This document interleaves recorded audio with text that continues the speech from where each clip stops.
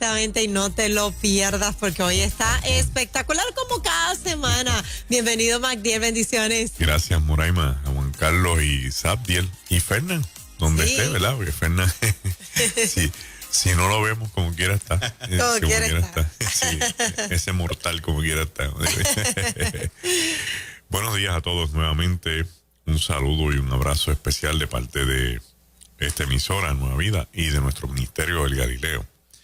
En el día de ayer cumplió años mi esposa Zaira, a quien le enviamos, ¿verdad?, nuestras felicitaciones, que va a cumplir, según nosotros, va a cumplir por los 30 días, del 30 de noviembre al 30 de diciembre, va a ser la festividad.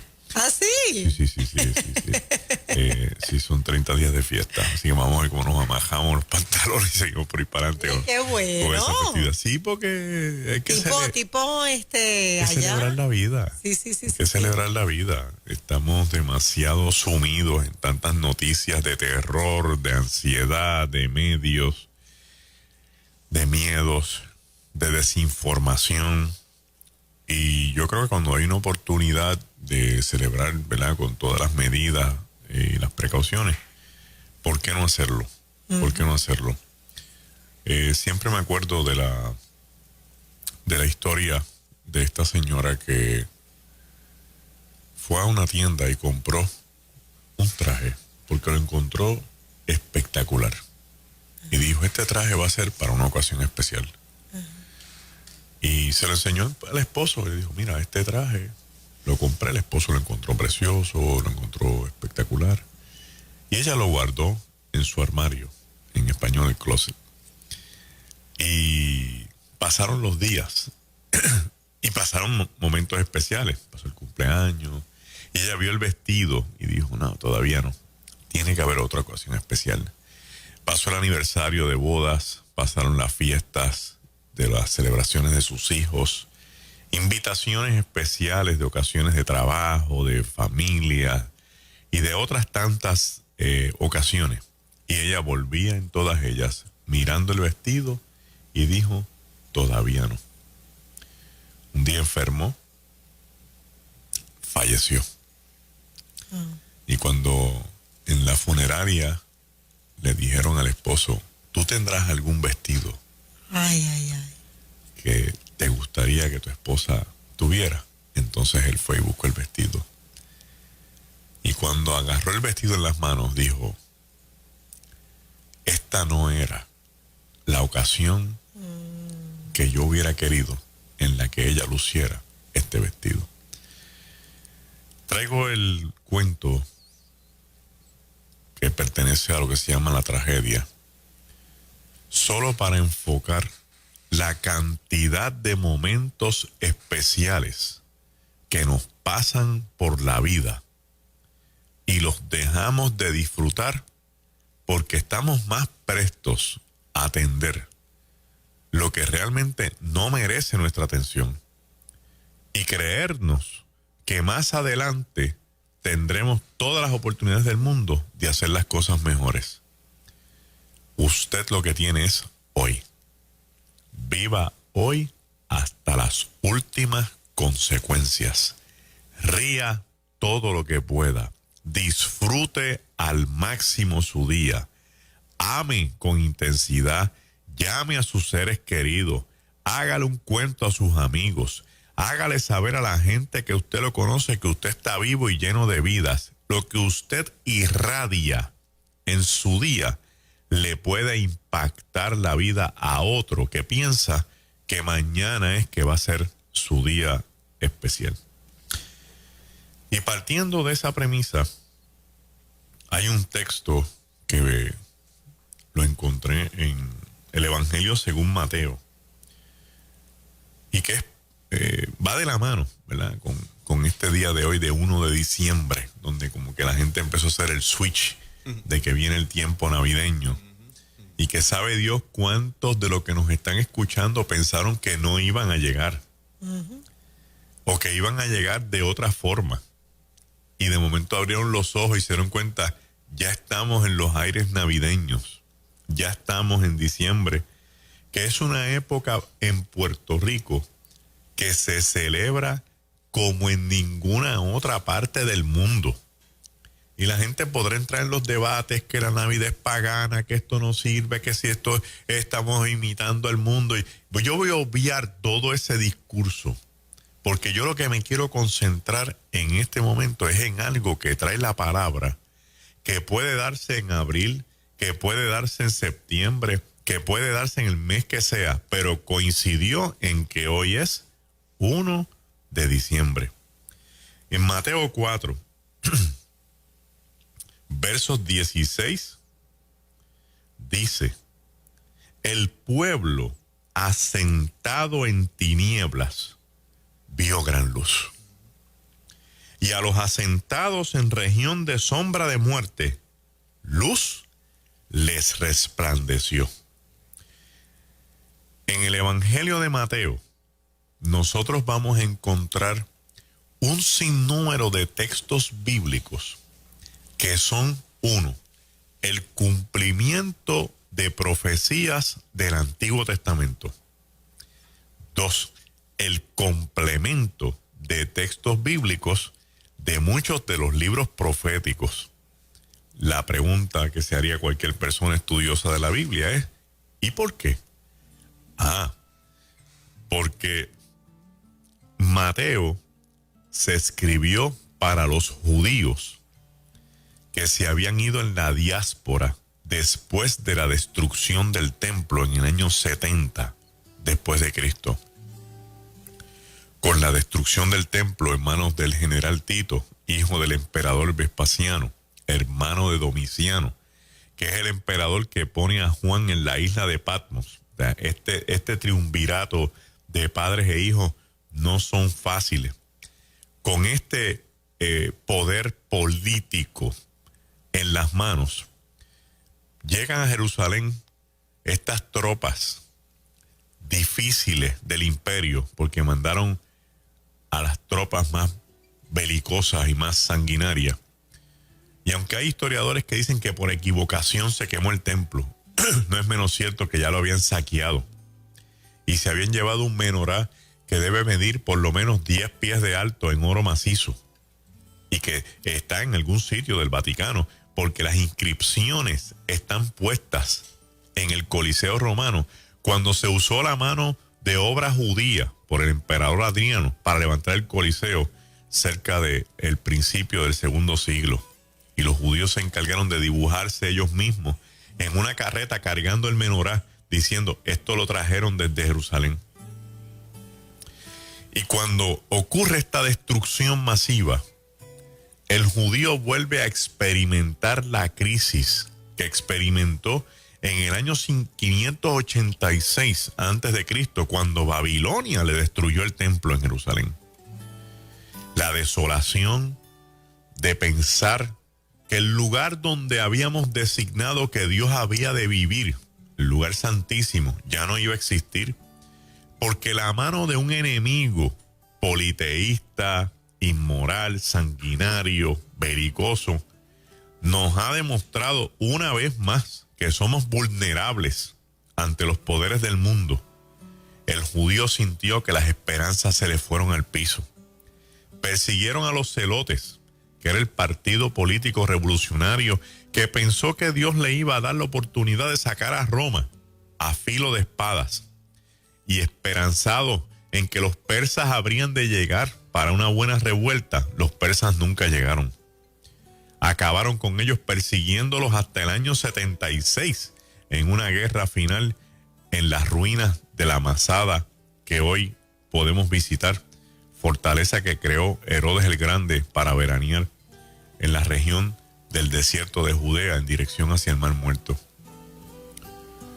Todos los judíos que vivían en Judea fueron dispersos, fueron expulsados de la región.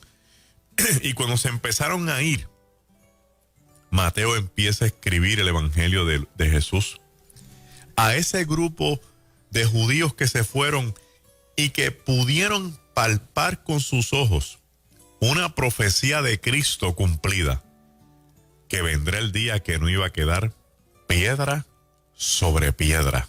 Mateo 24, que inicia todo un discurso escatológico de palabra profética para el final de los tiempos, que al día de hoy algunas de ellas se están cumpliendo y otras que están por cumplirse, porque es en ese mismo capítulo donde dice que cuando este evangelio sea predicado en el mundo entero, entonces después de eso vendrá el fin. Por lo tanto, eso todavía no ha ocurrido, pero está en progreso.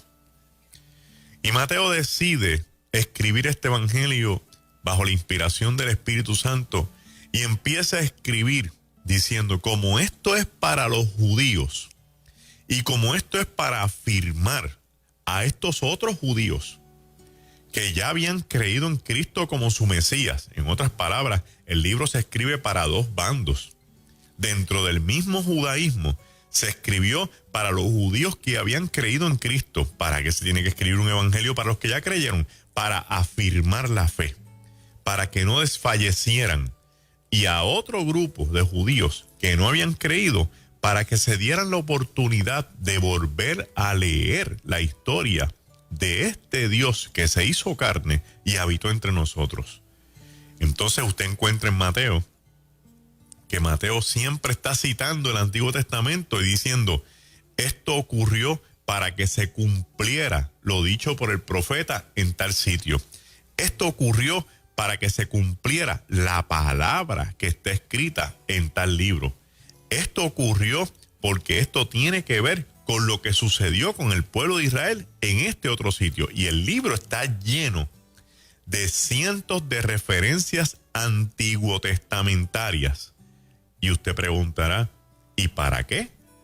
Porque si yo soy judío y estoy leyendo un evangelio de Jesús, en el momento en que me digan que esto es algo profético, yo voy a ir a buscar el libro profético donde eso está. En el libro profético voy a encontrar la profecía y en el evangelio voy a encontrar el cumplimiento para afirmar una vez más que Jesucristo era, es y será el cumplimiento profético del Antiguo Testamento. Y esta palabra que hemos leído en esta mañana está en Isaías capítulo 9, verso 2, y la vamos a leer para entonces pasar a la interpretación.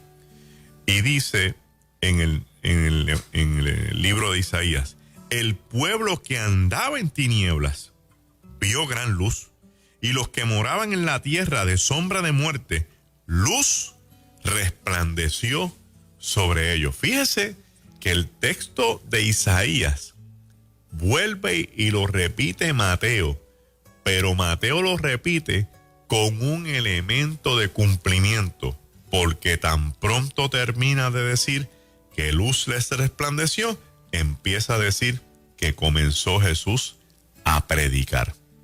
Y aquí tenemos una simbología que tiene resonancia en toda la Biblia. La primera que vamos a traer es la gran lucha de la presencia entre la luz y las tinieblas. Aquí las tinieblas aparecen dominando la tierra. Dice, el pueblo asentado en tinieblas vio gran luz, dando a entender que ya el mundo se había cansado y se estableció, y sobre el establecimiento de la humanidad las tinieblas tomaron posesión.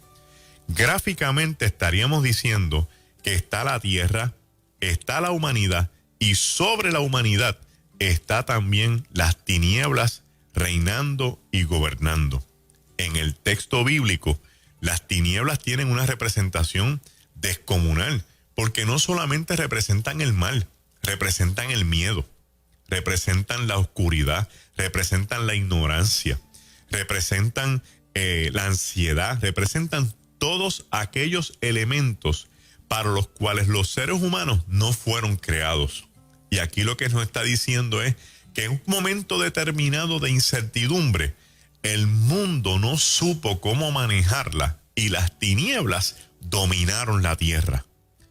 Y entonces nos dice que a esos que la tierra estaban asentados y las tinieblas los dominó, vieron gran luz. Que aún desde las tinieblas lograron ver la gran luz. Y esto es otro elemento simbólico bien importante. Número uno, que la luz no dependía de que los seres humanos la llamaran. No existe en ningún sitio un clamor de toda la humanidad diciendo, sáquennos de las tinieblas, queremos ver gran luz. ¿Por qué no existe? Porque el ser humano se resiste a buscar la luz. El ser humano es más dado a acomodarse, a asentarse. Y por eso es que la palabra que se usa ahí es que se asentó. Y asentarse es que se fundamentó, que se estableció. Por lo tanto, ¿qué hace Dios? En la inercia del ser humano, quien inicia el proceso de alumbrar, quien inicia el proceso de traer luz para que disipe las tinieblas, es Dios. Dios no depende de que usted esté buscando proclamar que la luz se aparezca. Dios siempre tiene un plan para que su luz se haga realidad. Y como estamos hablando de simbología, me parece propio y también apropiado que miremos el Génesis un momentito, porque esto también está amarrado al Génesis, donde dice que decide Dios crear los cielos y la tierra. Y al crear los cielos y la tierra, tan pronto Dios creó los cielos y la tierra, dijo que se haga la luz. Y fuera luz. Interesante porque pensamos que la luz que nosotros estamos viendo constantemente es de forma exclusiva de un sol que brilla durante el día y de unas constelaciones y de una luna que brilla por la noche cuando está, de hecho estamos en luna llena en estos tiempos. Pero dice la Biblia que Dios dijo que fuera luz y a través de esa luz fue que fueron creadas todas las cosas. Y cuando uno mira a Cristo decir, yo soy la luz del mundo, lo que estamos diciendo aquí es que esta luz que tiene poder sobre las tinieblas es Cristo materializado, es Cristo hecho realidad, es Cristo visitando la tierra para decirle a un mundo que se asentó en las tinieblas que hay una luz poderosa y soberana que puede gobernar por encima de ellas. También me trae a la memoria el ejemplo de Moisés, el texto de Éxodo 3, cuando dice que había una zarza, que es un matojo tipo trinitaria, que se estaba quemando, pero no se consumía, y que sobre el fuego estaba el ángel de Jehová. Y entonces cuando uno lo mira de esa forma, una de las posibles interpretaciones es que Dios se está revelando a Moisés de una forma distinta. ¿Por qué? Porque cuando Dios se revela en el texto bíblico, no se revela con dos símbolos a la vez. Es uno solo. Así que tendríamos que escoger el fuego o el ángel de Jehová. Uno de los dos refleja a Dios. Y la gente puede decir, pastor, pero fíjese, lo que pasa es que en la Biblia el fuego también se asocia con el Espíritu Santo. Y sí, pero también se asocia con el infierno. Es como el agua. El agua se asocia con el bautismo, con el nuevo nacimiento, pero se asocia con el diluvio, con la destrucción. En otras palabras, un mismo símbolo puede tener dos representaciones. Así que si tengo el ángel de Jehová, tengo el fuego debajo y tengo la zarza en la base, voy a escoger el ángel de Jehová como la representación máxima de Dios en esa figura simbólica, ¿verdad? En esa figura metafórica. ¿Quién sería entonces el fuego? El fuego sería el faraón, que está tratando de consumir la zarza que representa el pueblo de Israel. Entonces tengo Dios, faraón e Israel. Y Dios lo que está buscando es desaparecer del medio del faraón para quedarse Dios y zarza, Dios e Israel. Y el faraón fuera de la fórmula. Porque el faraón ha estado, o sea, la casa faraónica ha estado por 400 años encima de Israel, pero no ha logrado desaparecerlo. Al contrario, Israel se multiplicó. ¿Sí?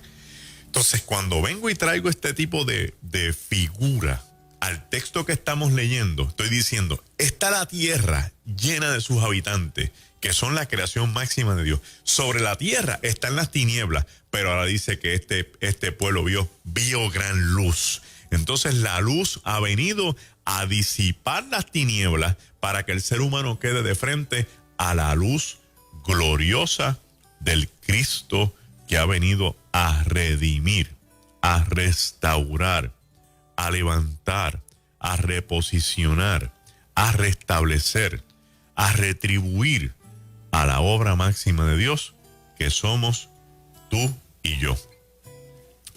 La segunda parte del texto dice, y a los asentados en región de sombra de muerte, luz les resplandeció. Este es un segundo grupo. Los primeros son los que están asentados en tinieblas, en la oscuridad, en la maldad. Y no es que estén practicando la maldad, es que están ubicados en un lugar donde la maldad reina. Pero este segundo grupo está donde aparece la sombra de la muerte. Interesante, ¿verdad? Porque la sombra no es la realidad. La sombra es el reflejo de una figura. Y nos está diciendo aquí que los que están al amparo de la sombra de una figura a la que han llamado muerte, esos, la luz les resplandeció. Si existe una sombra, es porque hay un reflejo de luz en algún sitio que le está dando a la figura y la sombra se refleja más adelante. Pero si la luz resplandece, la sombra desaparece. Entonces está diciendo que los que estaban a la merced de la sombra de la muerte, en otras palabras, que en algún sitio la muerte está y ellos lo que hacen es viendo la sombra. De momento la luz les resplandece y la sombra desaparece. Porque bien lo dijo Cristo, que la luz y las tinieblas no van a prevalecer. Que donde está la luz no hay forma de que haya oscuridad. Y cuando llega la luz de Cristo, la sombra que está reflejándose sobre el mundo desaparece. Y este otro texto también tiene resonancia en el Antiguo Testamento. Y me gustaría que los hermanos que nos escuchan de vez en cuando tomaran estas pequeñas notas, no porque seamos los mejores, sino porque se va a disfrutar la Biblia de otra forma. ¿En términos de qué? De que usted cuando toma notas se da cuenta de que cuando vuelva a leer el texto bíblico, un texto que ya usted había leído y ahora lee el nuevo, de momento dice, adiós, espérate, yo leí esto en algún otro sitio. Y tiene entonces la oportunidad de que se amplíe la interpretación, de que se amplíe lo que usted está leyendo. Por ejemplo, la pregunta sería aquí, ¿en qué otro texto bíblico nosotros hemos escuchado esto de sombra de muerte? En el Salmo 23. Y aunque ande en valle de sombra de muerte, no temeré mal alguno, porque tu vara y tu cayado me infundirán aliento. En el caso de David, si se pone como una oveja, estamos hablando del mismo valle. O sea, una oveja está en el valle de los delicados pastos, de las aguas de reposo, hasta que aparece un lobo, hasta que aparece un león, hasta que aparece un oso. Y en la presencia de este tipo de animal le cambia la percepción de la oveja sobre el valle. Ya no es el valle de delicados pastos, ya no es el valle de aguas de reposo, ahora es el valle de sombra y de muerte, porque hay un lobo que puede comerse la oveja. Entonces, la presencia de un elemento externo me puede cambiar el escenario fantástico que yo estoy mirando. Wow.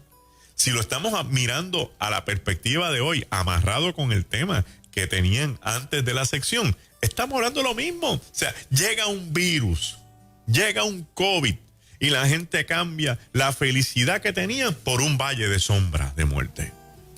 Estamos viviendo una pandemia. No se sabe qué va a pasar en los Estados Unidos. Esto va manga por hombro. Irán quiere declararle la guerra a Israel. Se preparan los ejércitos del mundo por una posible situación bélica en los próximos meses. Hay anuncios de la ONU de que viene una hambruna de cuestiones bíblicas sin ningún fundamento ni evidencia, sino es para aterrorizar a la gente. Entonces el valle que veníamos caminando desde el 2019, que era un valle bonito y que pintaba el 2020 como un valle de esperanza y de esplendor, se ha convertido en un valle de sombra y de muerte. Pues mira lo que dice el texto bíblico para ti. Y a los asentados en región de sombra de muerte, luz les resplandeció. ¿Por qué? Porque el Señor al que tú y yo le servimos no depende de que el valle de delicados pastos y sombra y aguas de reposo, un lobo venga a cambiárselo o un oso venga a alterárselo. Nosotros dependemos de la presencia de Cristo, que es la luz del mundo y que logra disipar la sombra de la muerte para que tengamos vida. Las tinieblas traen sombra de muerte, las tinieblas traen oscuridad, las tinieblas traen crisis, pero la luz de Cristo trae esperanza. La luz de Cristo revela las cosas porque las pone al relieve. La luz de Cristo trae la vida. La luz de Cristo trae la alternativa. Y cuando lo miramos desde este punto de vista, lo vamos a volver a analizar desde otro texto bíblico. El nacimiento de Cristo. Navidad, de la palabra latina natividad, que significa el nacimiento de la vida.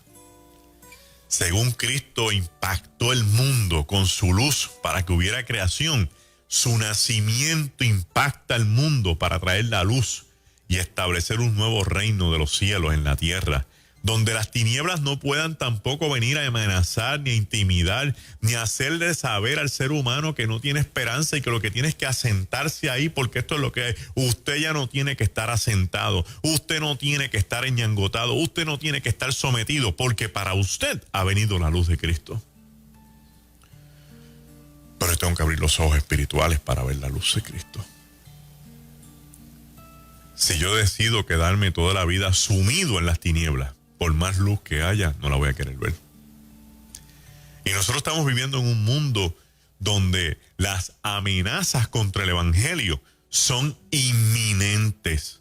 No es que de aquí a 3 años, no es que de aquí a 5 años, es que ya cada día se levanta una voz en algún sitio, se levanta un anuncio en algún lugar, un movimiento hace una declaración en contra de los cristianos, en contra de los que creemos en esa luz. ¿Por qué? Porque hay seres humanos que han preferido vivir en esas tinieblas, en la negación de Dios. Mucha gente quiere negar la presencia de Dios porque no quieren tener un ser supremo a quien rendirle cuenta. Y como quieren hacer lo que quieren y vivir la vida loca y vivir una vida en libertinaje, prefieren negar la presencia de Dios para no tener que dar consideraciones.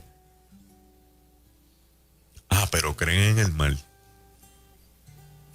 Creen en los demonios, creen en el satanismo, creen que el mal tiene fuerza, pero se les hace difícil creer que el bien existe. Un bien representado por Dios. Piensan que este ser imaginario, invisible, es un cuento de hadas que hemos diseñado con un libro que nos ha engañado, pero siguen creyendo en el fairy tale de un átomo que explotó y creó la vida. ¿Y qué dice después? Toda esta base que te he explicado, ¿qué dice después el texto bíblico? Que desde entonces comenzó Jesús a predicar. Mire la secuencia. Hay un mundo en tinieblas. Hay un grupo de gente que tiene la muerte en algún lugar y la sombra se les está reflejando. A todos ellos se les reflejó y se les apareció la luz. No es un reflejo, se apareció la luz verdadera. Y después que la luz se apareció, y después que la luz reflejó y resplandeció sobre las tinieblas, es que dice que Cristo aparece predicando. Y a mí me parece la secuencia extraordinaria y espectacular de entender que Dios se aparece para que un Cristo, que es Dios hecho carne, traiga el mensaje de esperanza, el mensaje de alternativas, el mensaje de fe y de amor, el mensaje que logra hacer la diferencia. Mira qué interesante. La gente no se mudó de donde estabas porque apareció la luz. La gente se quedó donde estaban. Lo que pasa es que la luz le cambió el panorama. Lo que pasa es que la presencia de esa luz divina ahora le trae una mentalidad distinta, una nueva forma de pensar, una nueva forma de vivir. La gente hoy podrá decir, bueno, pastor, pues estamos esperando esa luz. Esa luz ya vino. Esa luz ya habitó entre nosotros. Esa luz es Cristo. Esa estrella de la mañana es Jesús. Esa alborada de todos los días que nos da el mensaje de que estás vivo, de que puedes palpar los dedos de tus manos, los dedos de tus pies, de que puedes sentir tu cuerpo, de que puedes sentarte a comer, dar gracias por lo que tienes, de que todas las cosas que te han pasado te han traído hasta aquí como un propósito que Dios quiere cumplir sobre tu vida. Esa es la luz de Cristo. Ahora, nosotros a través de los tiempos hemos complicado las cosas. Porque hay gente que piensa que los propósitos de Dios solamente se cumplen en los que tienen ministerio, en los que tienen talentos, en los que tienen dones. Y se le ha hecho creer a la gente en la iglesia que la luz que hoy trae alternativa solamente tú la puedes proyectar si predicas, si cantas, si das talleres, si tienes un ministerio de drama, ministerio de alabanza, adoración, de danza. O sea, que tienes que estar haciendo algo públicamente dentro de la iglesia para que la gente vea que el propósito de Dios se está cumpliendo en ti. Qué equivocados estamos. Haz un análisis bíblico y pregúntate cuánta gente a través de la Biblia, sin un ministerio de predicación, ni de adoración, ni de maestro, ni de conferencista, cumplió el propósito de Dios para sus vidas. Piensa en la criada de la esposa de Naamán, que estaba en el sitio correcto a la hora correcta para decirle a su ama, dile al amo que allá en Israel hay un profeta a quien Dios escucha, que vaya allí y el profeta orará por él y se le quitará la lepra. Ella no hizo nada más en su vida, pero ese fue el propósito de Dios para su vida. Piensa en José, que solamente tiene un sueño y los hermanos le dan una pela, lo casi lo matan, lo meten en el mercado de esclavos y está preso en una cárcel. Y porque tiene esta capacidad de revelar los sueños, Dios lo pone para que sea gobernador de Egipto. ¿Cuál era su propósito? ¿Tener sueños? No, estar en el sitio correcto para que el pueblo de Dios no pereciera de hambre. Los propósitos de Dios son múltiples, son muchos, alcanzan a todo el mundo en toda la tierra, pero para que se cumplan tienes que ver la luz de Cristo, porque la luz de Cristo te enseña y te tira una radiografía para revelar quién realmente tú eres y dónde es que tú estás en el tiempo que te ha tocado vivir. Cristo desató su ministerio a todo dar, a izquierda, derecha, arriba, abajo, y montó una zona ministerial arriba en la Galilea y montó otra zona ministerial en el sur, en la región de Judá, y hizo milagros y proezas, porque ese era el tiempo que le tocó desatar la luz que vivía en él, la luz de Dios, porque él es Dios hecho carne.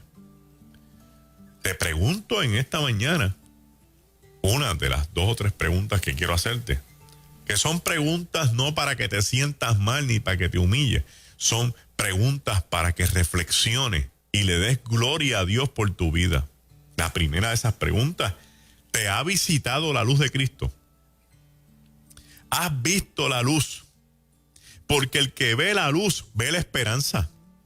El que recibe la luz de Dios, que es Cristo, logra cambiar su estado mental de una lucha, de desesperanza, de duda, de crisis, a una de esperanza, de una vida mejor, de felicidad y de gozo. ¿Has visto la luz? porque la luz disipa las tinieblas de la duda. Has visto la luz porque la luz te saca del valle de sombra de muerte. Has visto la luz porque la luz te dice que este Cristo que murió por ti regresa a buscar lo suyo. Has visto la luz porque la luz te está diciendo que el evangelio no depende de ningún gobernador, ni de presidencias, ni de senados, ni de congresos, ni de leyes. Depende de que el Cristo de la gloria vuelva a reflejar su luz en un mundo que está sentado en tinieblas. Segundo, si tú me preguntas hoy, ¿dónde estamos?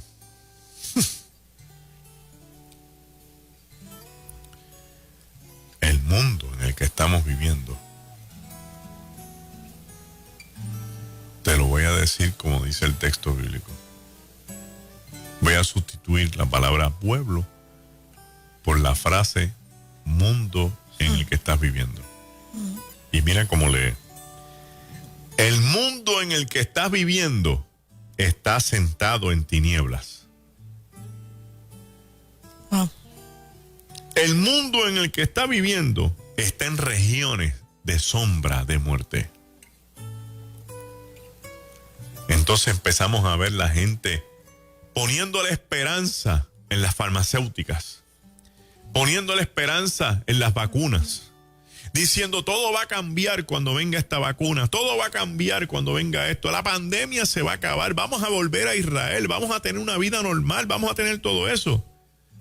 Es que estamos hablando de algo superior,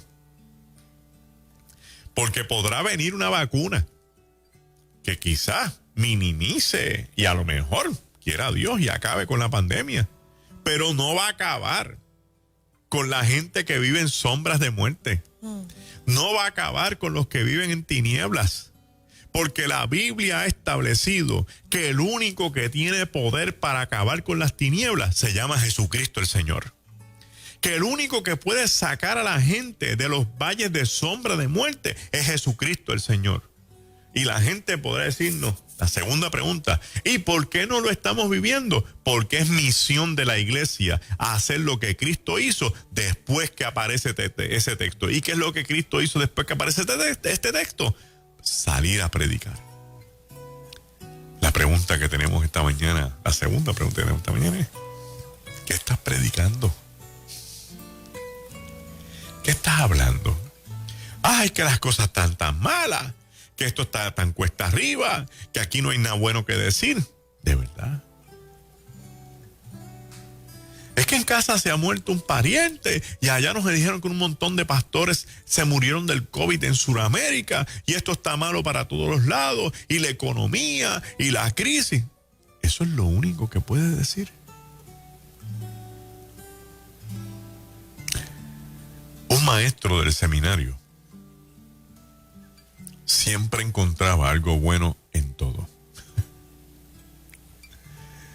Y los estudiantes venían y, por ejemplo, decían, profesor, llegué tarde porque me agarró un aguacero y unas inundaciones. Y el profesor se quedaba pensando y decía, wow, qué genial la lluvia. Qué buen aguacero.